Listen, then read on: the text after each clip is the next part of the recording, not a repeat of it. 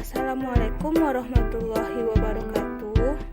Baiklah, kami dari kelompok 4 yang beranggotakan Anita Gustriantodi, BP-nya 1810532012, Anggun Putri Ahdita 1810532019, dan Remona Anggreni 1810532031. Kami akan membahas tentang Pusat Pertanggungjawaban Pusat Laba. Laba merupakan pusat pertanggungjawaban yang memiliki kewenangan untuk mengendalikan biaya-biaya dan menghasilkan pendapatan, tetapi tidak memiliki kewenangan untuk mengambil keputusan tentang investasi. Organisasi fungsional, yaitu organisasi di mana fungsi produksi atau pemasaran utama dilakukan oleh unit organisasi yang terpisah. Organisasi divisional, yaitu ketika suatu organisasi diubah menjadi organisasi di mana setiap unit utama bertanggung jawab baik atas produksi maupun pemasaran. Kondisi dalam mendelegasikan pertanggungjawaban laba. Ada dua kondisi. Yang pertama, manajer harus memiliki akses ke informasi relevan yang dibutuhkan dalam membuat keputusan serupa. Yang kedua, harus ada semacam cara untuk mengukur efektivitasnya, suatu trade-off yang dibuat oleh manajer. Beberapa manfaat pusat laba. Yang pertama, yaitu kualitas keputusan yang dapat meningkat. Yang kedua, kecepatan pengambilan keputusan operasional dapat meningkat.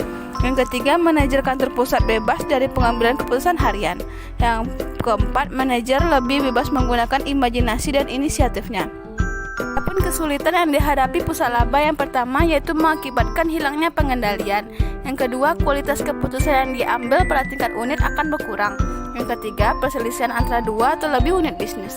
Yang keempat, unit-unit organisasi yang pernah bekerja sama sebagai unit fungsional akan saling berkompetisi satu sama lain. Bisnis sebagai pusat laba. Semua unit bisnis diciptakan sebagai pusat laba karena manajer yang bertanggung jawab atas unit tersebut memiliki kendali atas perkembangan produk, proses produksi, dan pemasaran. Hal utama yang harus dipertimbangkan adalah adanya batasan atas wewenang manajer unit bisnis. Batas atas wewenang unit bisnis. Untuk memahami sepenuhnya manfaat dari konsep pusat laba, manajer unit bisnis akan memiliki otonomi seperti presiden dari sesuatu perusahaan independen. Dalam praktik sehari-hari, otonomi semacam ini tidak pernah ada jika suatu perusahaan dibagi menjadi unit-unit yang sepenuhnya independen. Maka perusahaan tersebut akan kehilangan manfaat dan kinerja batasan dari unit bisnis lain. Keputusan. Yang pertama, keputusan produk, maksudnya barang atau jasa apa yang harus dibuat dan dijual. Yang kedua, keputusan pemasaran, bagaimana, di mana, dan berapa jumlah barang atau jasa yang dijual. Dan yang ketiga yaitu keputusan perolehan, maksudnya bagaimana mendapatkan dan memproduksi barang atau jasa. Batasan dari manajemen korporat. Dari manajemen korporat, yang pertama, batasan yang timbul dari pertimbangan-pertimbangan yang strategis. Yang kedua, batasan yang timbul karena adanya keseragaman yang diperlukan. Dan yang ketiga, batasan yang timbul dari nilai ekonomi sentralisasi. Selanjutnya, pusat laba lainnya, terbagi atas unit-unit fungsional dan organisasi lainnya. Unit-unit fungsional, keputusan manajemen untuk pusat laba haruslah berdasarkan pengaruh yang dilaksanakan manajer unit, terbagi atas pemasaran, manufaktur, unit pendukung, dan pelayanan. Selanjutnya yaitu organisasi lainnya. Suatu perusahaan dengan operasi cabang yang bertanggung jawab atas pemasaran produk di wilayah geografis tertentu seringkali menjadi pusat laba secara alamiah. Mengukur profitabilitas. Terdapat dua jenis pengukuran profitabilitas yang digunakan dalam mengevaluasi suatu pusat laba, sama halnya seperti mengevaluasi perusahaan secara keseluruhan. Yang pertama adalah pengukuran kinerja manajemen yang memiliki fokus pada bagaimana hasil kerja para manajer. Dan yang kedua adalah ukuran kinerja ekonomis yang memiliki fokus pada bagaimana kinerja pusat laba sebagai sesuatu entitas ekonomi. Jenis-jenis ukuran kinerja.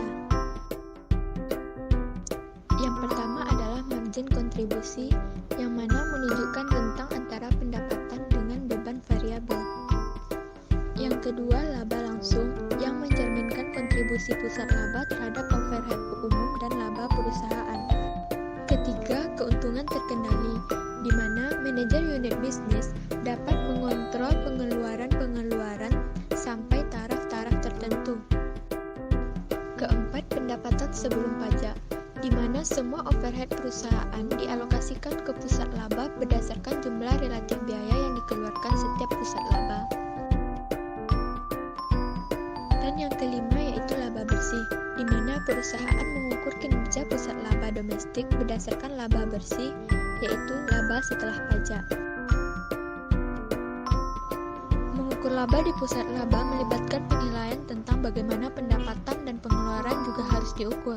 Dalam hal pendapatan, pemilihan metode pengakuan pendapatan sangatlah penting dalam beberapa kasus pusat laba dapat berpartisipasi dalam suatu usaha penjualan yang sukses. Nah, pertimbangan mengenai pengukuran pendapatan dan biaya harus dipandu tidak hanya oleh pertimbangan akuntansi teknis, tetapi lebih penting lagi oleh pertimbangan perilaku. Dalam hal ini, pertimbangan manajemen sangatlah penting. Para manajer harus diukur berdasarkan pos-pos yang dapat mereka kendalikan. Bahkan jika sekian pembahasan dari kelompok 3. Terima kasih. Assalamualaikum warahmatullahi wabarakatuh.